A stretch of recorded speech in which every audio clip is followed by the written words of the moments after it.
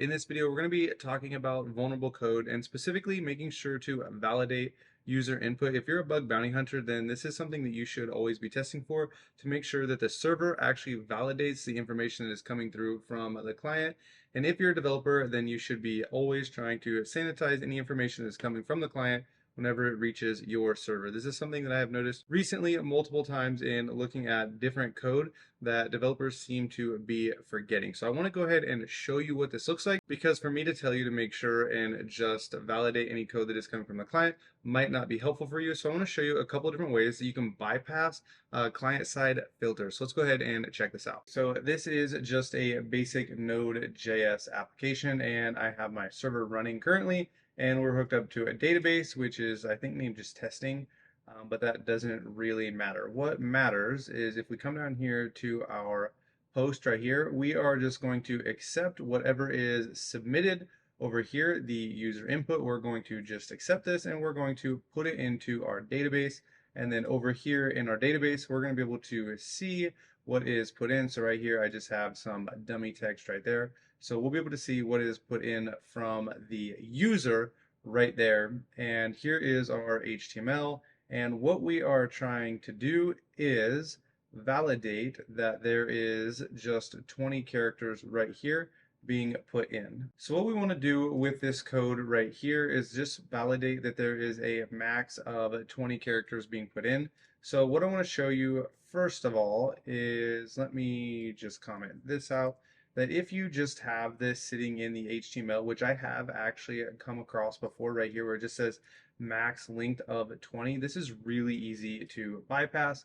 So let's refresh our page. And if we type something in right here, this is going to be 20 characters and it's not going to let us bypass this. So if we submit this, it's going to allow us, here I'll just go ahead and show you, to input this into the database because it is 20 characters. So if we check this, it is now put into our database, but it won't let us type anything else in here. So you can hear me bang on the keyboard, won't allow us to put anything in there. But what you can do is just highlight this and you can actually just delete that right there. And now we can copy this and we can paste it. So now we have 40 characters.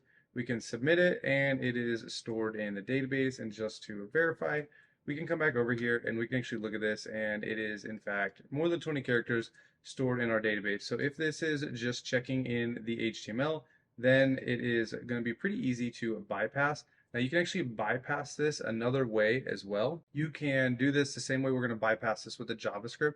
So I'll just show you this with the JavaScript, and just know you can also bypass this the same way with the HTML. So now if we put our JavaScript back into place and we come back to our browser, we want to refresh it so that way we have our JavaScript right here and we can look at it, and it says that it's still commented out. Did I not save it? I did not. So now if we refresh this again, look at our JavaScript right here, and it is not commented out this time. So what we can do is we can come right here and it's going to give us our 20 characters. It's not allowing us to put any more than 20 characters in here, which is fine, because even if we delete this max 20 characters like we did previously and we add more characters in here, and we try to submit this, we're going to get this, we're not allowed to submit. But what we can do is come over to our trusty companion burp, and we can turn our interceptor on like this, and we can delete a whole bunch of these, and we can now hit submit, and you can just come right here, copy, and paste, paste, paste. And now if we want to forward this, we'll actually add a 1 in here so you can see that this one's different than the previous one. So we can forward that, turn this off, come back over to our database, and we were able to input way more than 20 characters. So this is just client-side filtering, and you can always bypass whatever's stored on the client side. So what you want to do is have some server-side validation, which is what we have right here. This has no server-side validation. We can comment that out, and if we come over here, uncomment this out, and I'll show you if the user input length is less than or equal to 20, then it will be stored in the database.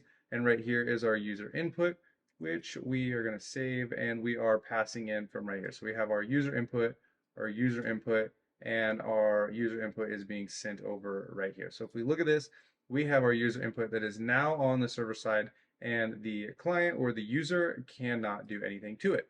So if we refresh our page, we can now try this by putting in our characters. We can do the delete right here, just like we did before. And if we add in a bunch of these, and we can see this not going to accept it because it's more than 20 characters.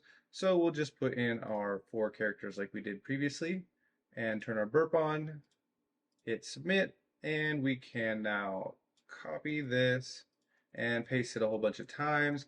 But watch what happens when we forward this. If we come back over to our console, our server did not allow it. I don't know if you guys can see this, but it says right here, post over 20. And I actually have that console logged.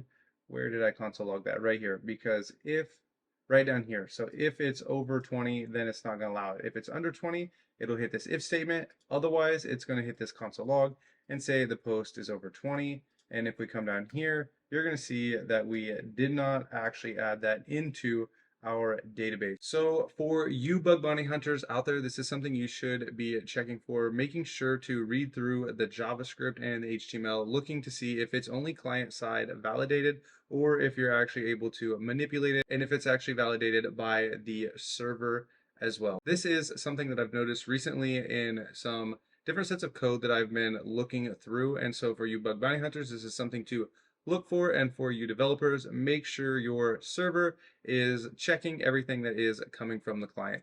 Thanks for watching.